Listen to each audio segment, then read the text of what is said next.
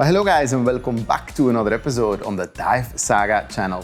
2024 is over and I want to thank all of you for the amazing support, the interaction, the ideas, the comments. The channel grew a lot this year and I'm super appreciative of that. I did go out of my way to go on a ton of amazing diving adventures, and so I want to make an official 2024 top 10 of the most amazing dives. I would recommend that you stay tuned till the end because there is actually my number one dive that I did this year has not yet aired on the DiveSAGA channel. So that way you can actually get a little preview of it. So spoiler alert, but my favorite dive is a very recent one.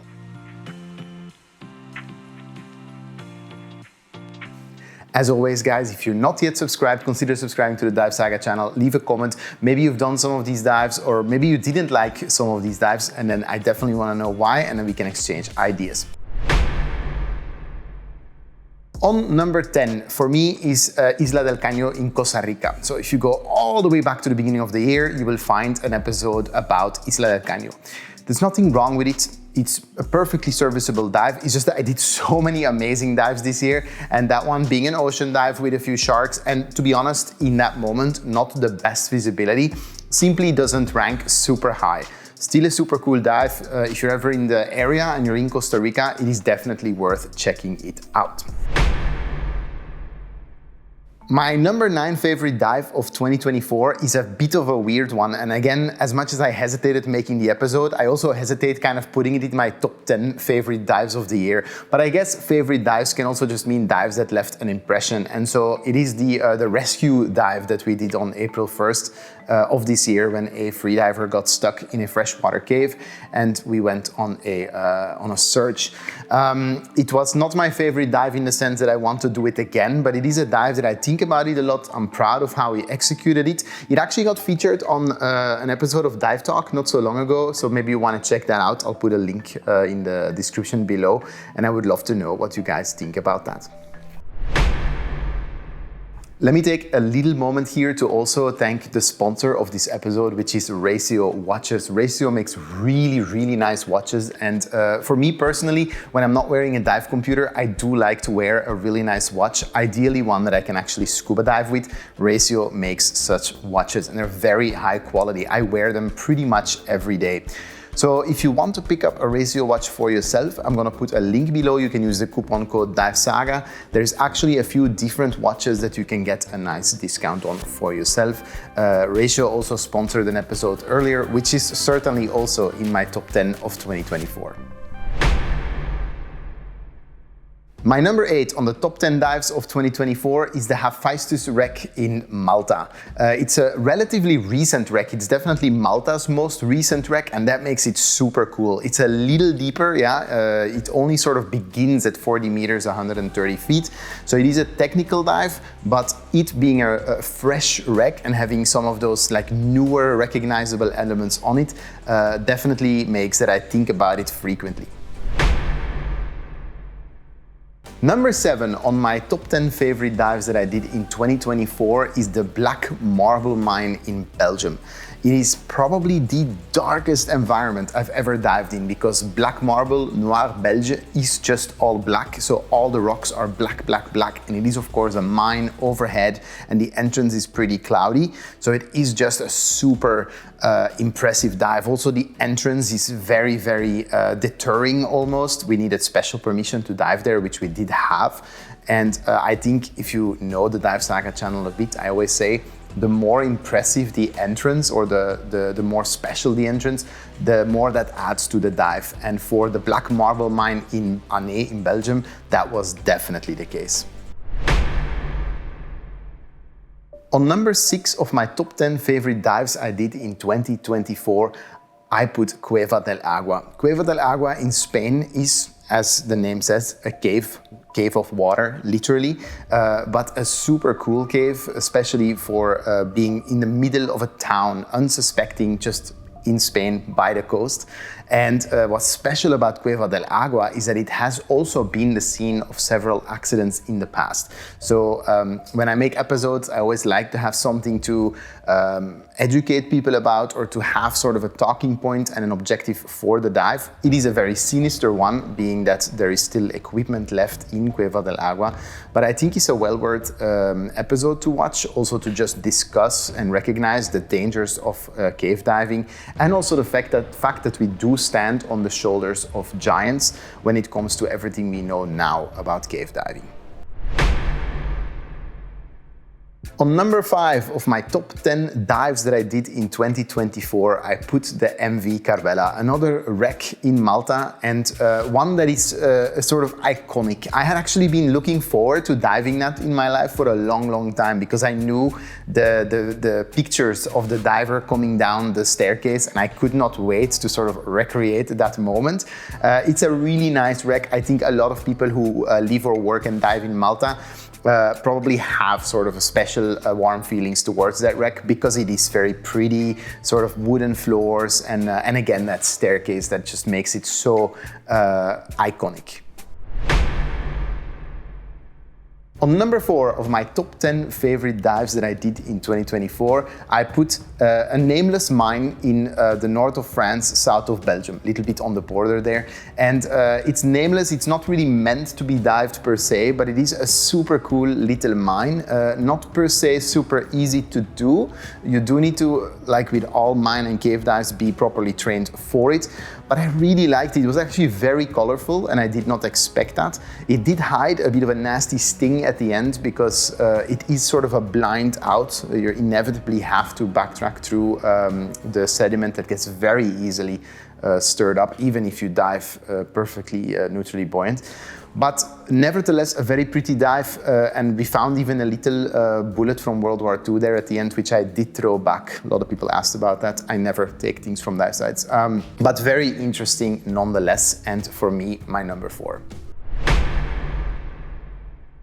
On number 3 of my top 10 dives that I did in 2024 is another mine, actually, and it's Felicitas in Germany. It's amazing. I mean, it's I had again seen pictures of it, just like with the staircase of the Karwela. There were photos that I had seen that I sort of wanted to try and recreate in a film version, notably the big saw blade, right? And wow, just it was 30 meters, 100 feet for the whole dive, and very cold water. So technically, that was not so easy to do. We had to do several dives. We had a whole team, but we had really good team synchronicity. And yeah, there's the old machinery which has been discarded there when the mine closed in the late 90s. But a little further, there is this giant saw blade. And so there's a photo, and I can say that now, I think is not in the episode. There's a photo by Alex Dawson that is just really well lit. And I think the photo is obviously better than the shot in the episode. But I kind of wanted to recapture that feeling, that angle more or less in the episode, which I think we did succeed in. And just in general, yeah, for me, top 3. My number 2 of my top 10 favorite dives that I did in 2024 is the HMS Stubborn World War II submarine wreck. I'm probably a little bit biased, because I think one of the reasons I rank it so high is because I've been looking forward to that dive for so long, and in 2024 I was finally able to do it. I had actually been to Malta before with the intention of doing it, but because it's in the middle of the ocean, there's not really any reef there. Unless the weather is good, it's just not so easy to find it and land there. It is also ideally a trimix dive, because it does sit at 56 meters. So for work of breathing and just generally being a bit safe, better a trimix dive. So an expensive-ish dive if you then do it and don't land exactly on it. But yeah, we landed perfectly on it, spent a nice half hour there shooting it. And I love history, and I do love wrecks. I think everything to do with World War II is also very interesting, and the Stubborn is just a beautifully intact submarine. So if you have not even seen that episode, definitely go check it out, because it's also one that I look back at very fondly. And then on number 1 of my top 10 dives that I did in 2024, it's a dive that has not yet aired as an episode on the DiveSAGA channel, but it's coming very soon. And it's in a location that is again one that's off the beaten track. We had the distinct honor of teaming up with exploration diver Robbie Schmittner, where he showed us one of his personal discoveries. It's just mind-blowing. First of all, we had to really trek through the jungle with his car, which then broke down. Part of it was by foot. And when we finally did the dives, very long dives, about a bit over 2 hours, but at the end of the trajectory lies a ginormous underwater chamber. It is so large that you cannot see the other side. Even if you go in the middle of it, there is just not enough light that you can put up to see the sides. It's also about 60 meters deep, maybe a little more than that, so around 200 feet almost, which just gives it such a crazy large scope. And I don't know if I will ever do a dive that is going to leave such an impression of just the gigantic magnitude of what Mother Earth can create. I'm editing the episode as we speak. It's going to go live soon, but for me, that is 100% my favorite dive of the year. So I'm actually happy that I can kind of tease the episode right now. Last year, if you go look at my top 10, I ended the top 10 on number 1 with Baia. So that's an actual sunken Roman city near Napoli. And so I spent actually the whole way back from this dive with Robbie in the car thinking, is this beating the actual sunken Roman city? And the answer is yes. So in fact, when it comes to my favorite dive of all time, this year's number 1 is also my number 1 favorite dive of all time. Actually, I'm very grateful that I was able to do my literally most favorite dive of all time this year. So next year, I'm going to have to do a couple things that are even more special. So I'm working on some ideas right now, but if you have ideas, please put them in the comments. I always reply, and actually many of the best dives that I've done do come from suggestions from you guys, from the people who support the DiveSAGA channel. I want to thank each and every one of you for everything you've done throughout the year in regards to, well, just your viewership, but also liking and commenting. And I know you all do that also to actually support the channel, which is amazing. That does help. I also want to thank Ratio Watches for sponsoring this episode and the Felicitas Mind Dive episode. I know sometimes the sponsorship segments cut the flow of the videos, but it's brands like Ratio who are willing to invest in the scuba diving audience who actually enable us to make content like this. So I do also want to thank all the brand partners who worked with us this year, as well as everybody who supported making the videos. I had the honor of working with some super amazing divers. I try to make a point of surrounding myself with people who are better than I am so that I can grow and so that I can be safe and so that I can bring top-notch content.